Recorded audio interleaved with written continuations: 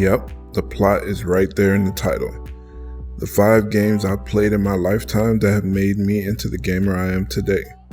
Not the 5 best or favorite games, really more like the 5 games that have changed me and shaped me into who I am right now. The games that shape the way I see things. Gaming has always been my number one way to experience entertainment. For some people it's the cinema, for some it's music or art or literature. I love all those things, but gaming is definitely the one I felt spoke to me the most over my lifetime. So I'm going to give you these 5 and hopefully it will let you know more about me. And I'm going to tag a couple of my favorite creators because I want to challenge them to do the same. I want to see the 5 games that are most responsible for you as a gamer today.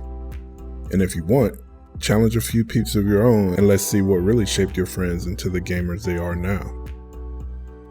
If you are not a creator but still want to share, please leave your games in the comments because you know I still want to know. Now let's see what games really make a shiny trophy.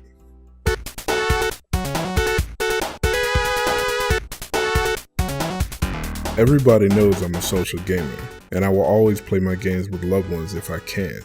Believe it or not, that all started right here with this Sega classic. My brothers and cousins don't game anymore, but when we were kids, this was our first go-to game. Unlike Super Mario games, you don't have to take turns. Both players could play Sonic 2 at the same time. That's really important with a bunch of kids all excited to play. And I get to have a fox by my side at all times, see what I'm saying? And the music in Sonic 2 is absolute fire. The Sega Genesis had a headphone jack, and anytime I was grounded and couldn't play the game, I would turn the game onto the sound test and just listen to the music all day. If it wasn't that East Coast hip hop I grew up with, it was this. The melodies had me thinking maybe I could do this one day. Also, I really appreciate the effort my family went to in order to expose us to different kinds of games. I'm not sure this was intentional, maybe they were just picking stuff out at random, but I was blessed to have a family that would encourage trying out different games to see what we would like, even if it was all used secondhand stuff that was obsolete by the time we got it. We didn't know any better and it was new to us. There was a game console hooked up to the living room TV from the day I was born. There was no way I was gonna miss out.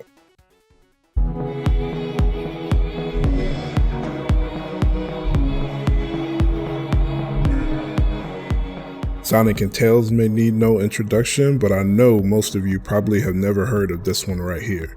This early 2000s PlayStation 1 game was a lot of people's first taste of beat making.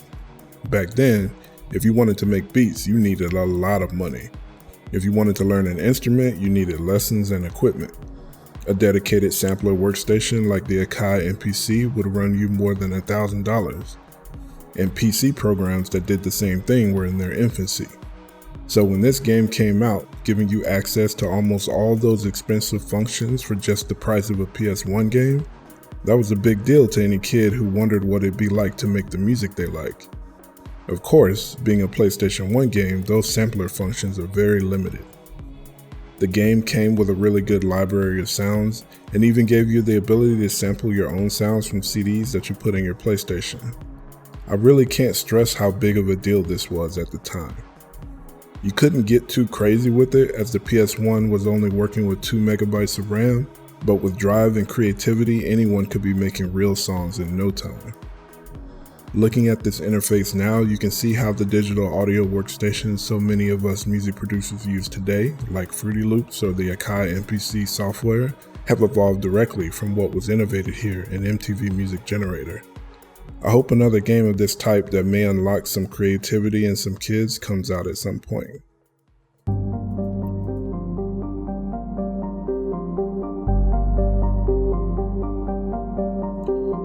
Before Mass Effect, I thought RPGs were fun, but none of them were mind-blowing. Turns out I was apparently just playing the wrong kind of RPG for me. JRPGs have their strengths and obviously their legions of hardcore fans, but for me, the first time I ever played a Western RPG, I was never the same. You mean to tell me I can create my character? The main character of this story can actually be me? And I get to decide what choices my character makes? Not just choices like who I bring on my party, but I get to decide how the story plays out. I can be a complete asshole if I want to. I can be a hero. I can just respond how I would in real life and be somewhere in between. That choice changed the way I look at RPGs completely, although it took me many years to really realize it. How can you go back to the linear nature of most JRPGs after experiencing that?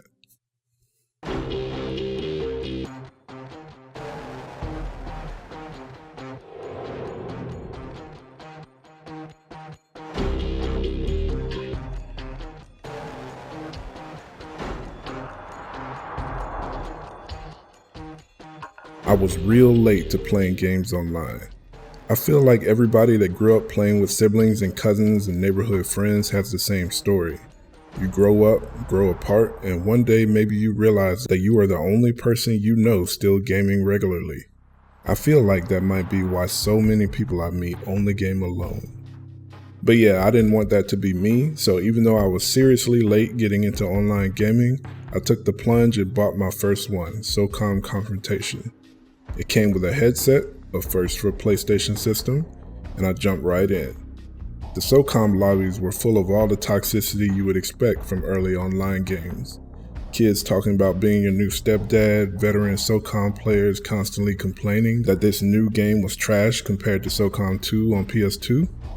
I mostly ignored them since I haven't ever played that game and I really like Confrontation so far. But the important thing was that everyone was on the mic. After a while, you start to notice familiar faces and names and start making friends with cool people. Some of them have been friends with me this whole time, over 15 years. My experiences with these people and with this game gave me my love for social gaming back, and that has been a big part of my life ever since. Plus, the game was just fun. This game had great gunplay and probably the best sound of any game I've ever played. Also, it was most of our first experience with proximity chat, meaning if you were close to an enemy, they could hear you talking to them. You can make sure they know that they can't hide in those bushes forever. There's also a lesson to be learned here in how a game's own community can destroy that game, but maybe that's a story for a different time. I'll always remember the couple of years I spent with Confrontation as being among the most fun I've ever had gaming with friends.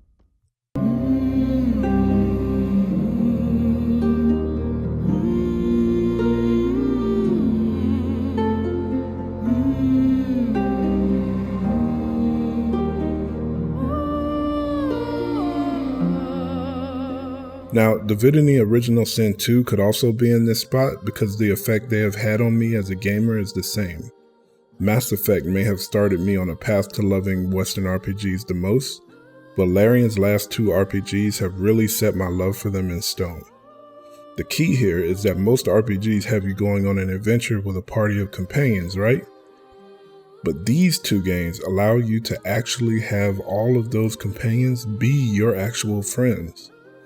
Or randoms if you don't have friends, but you know what I mean.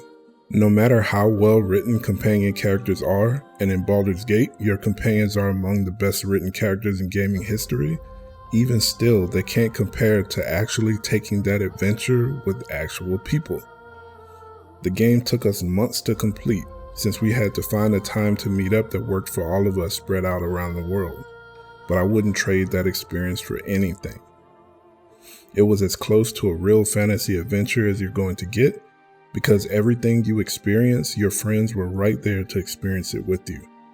Larian really didn't have to do that. They really went the extra mile to make sure that no matter how you wanted to play, you were able to. And the experience was absolutely unforgettable as a result. After this, going into a game where your companions are AI just feels a little bit lifeless. It's not those games' fault, and I'll still try to enjoy them, but now that I know there's a better way, I will forever be looking forward to another epic adventure I can actually take with my friends. So yeah, these are the games that made me who I am. I hope that by listening you know me a little better, and if you feel like sharing, I'd love to see the games that made you, and why, in the comments. Thank you for watching, and we'll see you next time. Thank